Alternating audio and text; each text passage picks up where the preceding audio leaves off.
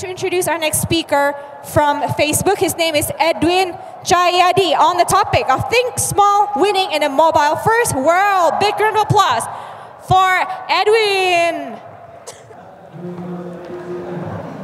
So, can anyone hear me at the back? Cool? All right.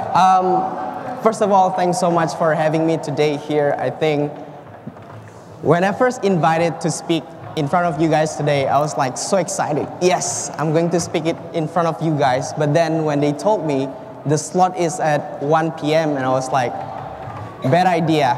You guys just finished your heavy lunch. You guys probably feeling sleepy now. So I hope that I do a pretty decent job to keep you awake for the next 15 minutes. So the topic I want to tell you guys today, it's not so much about our products or solutions, but it's more about how we think about mobile, right? This is basically our philosophy in growing our business and also making sure that we stay relevant in the next 5 to 10 years. Before that, let me introduce myself. My name is Edwin Chayadi, as introduced by Olivia earlier. I'm a client partner for e-commerce and DR business, so I lead the strategy and initiatives around our e-commerce business in Indonesia. So I want to start with a personal story, right? I came from a small city called Palembang. It's 50 minutes flight from here. So when I was a kid, growing up, my mom used to take me to a small shop, which she goes every single week to shop for our groceries need. And the thing is, every time she goes to the shop, the lady just knows what she wants and then offer, some other products that might be interesting to her. So basically, my mom got cross-sell, upsell, a whole bunch of stuff by this lady. It didn't really make sense to me at the time, but now I kind of realized that business was once personal, but then when we look at today, there's so much technology. There's Facebook, Google, SSP, DSP, and exchanges. It just, we got overloaded by a lot of technology. So our missions at Facebook is we want to bring back the personal element of marketing and business to people's life. So when we talk about personal, right, relate to business, brands, why do we even create brands in the beginning? Now, brands were created to build trust. And when we look at e-commerce landscape in Indonesia today, right, you got big players like Blibli, Tokopedia, Bukalapak, Matahari Mall, and there's like 6, 7 others big players. Everyone is pretty much offering the same thing. So how do you stand out from the crowd? It's all about branding, right? How do you communicate your message, your brand soul to your customers so that they don't care when one day you stop giving subsidy or discounts and they'll choose you as the place for them to shop. So that's what Facebook is all about, right? We want to bring people back into the business. We want to make businesses personal again. As Mark Zuckerberg's vision, his main slogan is Facebook wants to connect the world. And that's it. I mean, we want to connect people to people, business to people, business to businesses. So that's what we're all about. And today I'm very honored to share with you some of the key theme that surrounds our philosophy in building our platform, meaning our social media, Instagram, Facebook, our chat platform, WhatsApp, and also Messenger. So when we talk about people, that's our currency. We don't sell impressions or clicks or cost per whatever, A to Z. Our currency is people. When we talk about our scale, globally we have over 1.8 billion people using our Facebook Blue app, over 1 billion people using Messenger, over 1 billion people using our WhatsApp platform, and recently we just published a stats showing that there's more than 600 million people using Instagram platform today, and we're still growing very rapidly. Now, when we talk about Indonesia, what is our penetration actually? So in Indonesia, we have over 97 million people that are using our platform every month. 96% of them, they have used at least once logging into their Facebook using their mobile device. This data is from September of last year. So hopefully, once we are clear to release our latest data, we can share some of you the big news that we have regarding our penetration. So when we talk about e-commerce or commerce in general, right, we are entering a new era. A lot of you have realized that we've talked about this since the early morning today. But when we look at the evolutions of commerce, around 4 or 5 decades ago when there wasn't any internet, right, it has been pretty much offline, right? People barter, they trade, and then there's money being invented, people trade, and then we got into the modern society, people still go to shop offline.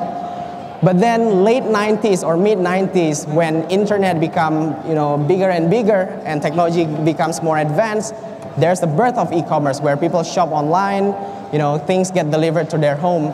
But then the next evolutions that we see, and this is very true in Indonesia a couple of years back, is that people shop anywhere and they buy everywhere, right? They browse from their smartphone, they buy, they take in the stores, and the same thing. They see stuff on the offline stores and then they research on the online.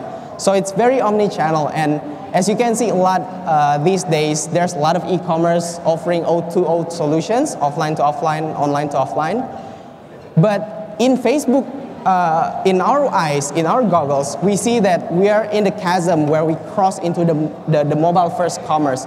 And this is very true. Based on our internal data, as of Ramadan 2015, for the first time ever, we see the mobile transactions has overtook desktop for the first time. And if you look at today, it's even faster, where 70 to 80% of transactions are already happening on mobile in Indonesia. So what's next? So this is what our big bets going to the future, right? We believe that going forward, commerce experience will become more immersive. Earlier, the panel talked about immersive experience. So that's what we are doing right now. A few years back, we acquired Oculus. So that's one of the first initiatives we are doing in terms of bringing to be future-proof. So this is just some of the stats we see globally, right? Black Friday in the US, the biggest shopping day.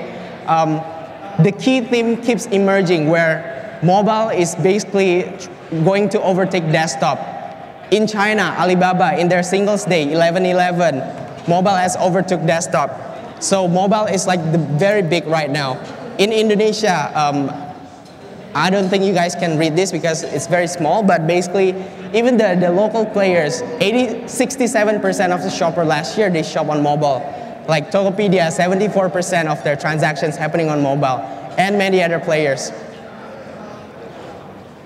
So when we look at the research that's published around last year, 67% of the people, so roughly 6 to 7 out of 10 people, they are involving mobile in their path to purchase. Either it's researching, browsing, or even purchase. One of the key interesting facts that even I'm surprised is that mobile, when we talk about mobile, prime time is all the time. It's like from the moment you wake up till the moment you go to sleep. So on average, people open their mobile device up to 80 times a day. Now, I'm not sure about you, but I feel like all of us in this room probably open more than 80 times, right? Imagine if you sleep 8 hours, you got 16 hours, right? So divided by 16 hours, you got like 5, you open your mobile phone 5 times an hour. So I think we do more than that.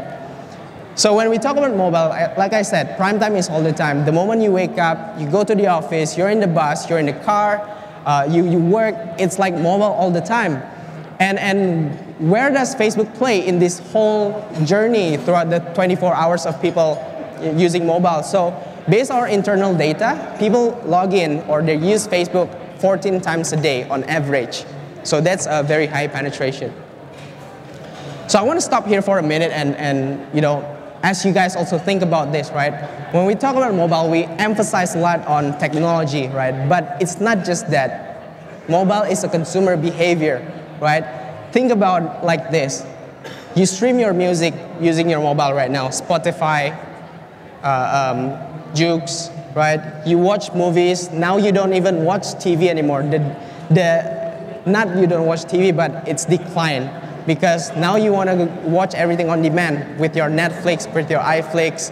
When you want to use transportation, you use your Uber or Gojek or Grab.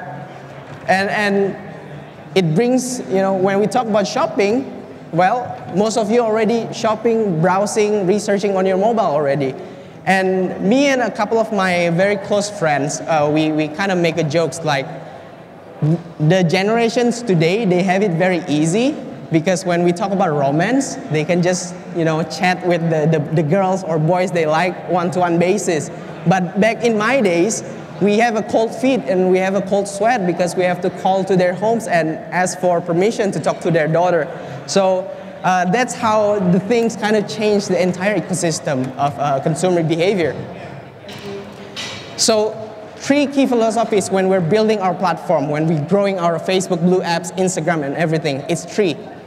First one is discovery, second one personalizations, and the third one ROI. I'll talk about the discovery in a short moment. This morning, Pak Dani, he talked about AirAsia, right? People that don't just wake up and wants to go to Bali, you inspire them. When they go to mobile, search is not a natural entry point. They go to their social media. They want to find inspirations from their friends, families, brands that they love, right? If you're able to convey messages that compels them to take actions, so you help them discover something new, which eventually make them take actions.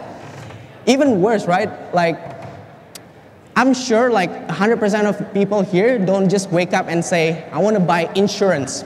Nobody does that, right? But when you are, as an insurance company, for example, when you're able to tell a story why you need insurance and why our brand is the best for you, we can take care of your kids, families for the long haul, you might be able to convert them into your customers. So quick stats. On Facebook, every single day, people consume over 100 million hours of video content. So again, we talked about video a lot today. Video is blowing up like crazy on our platform in Indonesia. To give some perspective, 100 billion hours is like 11,400 years. So if on average you live up to 60 years, that means you are watching 190 years, 190 generations worth of video in one day on our platform. And going back to what has been explained in the morning, when people want to discover stuff on our platform or on mobile in general, the language that are spoken is not text or just a long paragraph of articles. They want to do it fast and quick. Their attention span is very short. So you got to be able to tell story in a visual way. That's the language that people are speaking today. It's the visual language. It's with video and all that. So on Facebook, we put a lot of emphasis on creative platform. For example, this one example from Target, right? They're selling chairs and tables and pillows and all that, but they're able to make it compelling enough to make it very creative so people can relate even better with their products and offering. The second point I want to mention here is personalization. Ender from Dynamic Yield today, he pretty much covered all the things that I want to talk about today about personalizations. So when we talk about personalizations, at any given time, there are people who are in market for something, there are people who are already interested in something, and there are people who are ready to purchase something. And the old way, the traditional way of advertising, where you have 2 months of TV campaign and then 2 months of retargeting campaigns and then 2 months of billboard, it just doesn't work anymore, right? So at any given time, there are people who needs baby diapers, who needs a car. So with our platform, we're trying to help marketers and businesses to cater to everyone and personalize the experience with our targeting capability.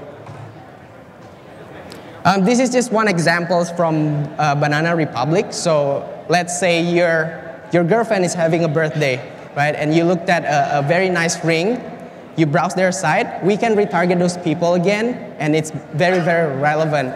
The second part is, let's say you're not in market for everything, but it's Christmas, right? So you push something that's revolving around the awareness around your Christmas campaign.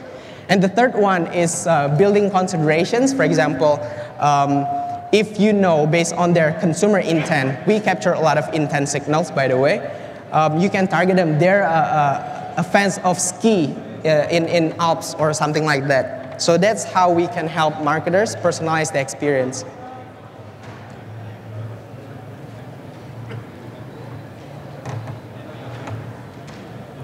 Sorry. Okay. The last point I want to talk about is ROI. So we talked about the importance of discovery, personalizations, and creative, but the measurement in the mobile environment and also mobile platform is very difficult because it's mainly ad-driven. Cookies don't work very well. You cannot track cross-usage behavior. People like you and me, we have at least 2 or 3 devices. So you move between devices. You cannot track that accurately. So that's what we're trying to help with our Facebook unique identity. We're able to stitch all these touch points that people have and make it into a clear path to purchase. And we also advise the partners we work with to really measure the real business results, right, based on real people.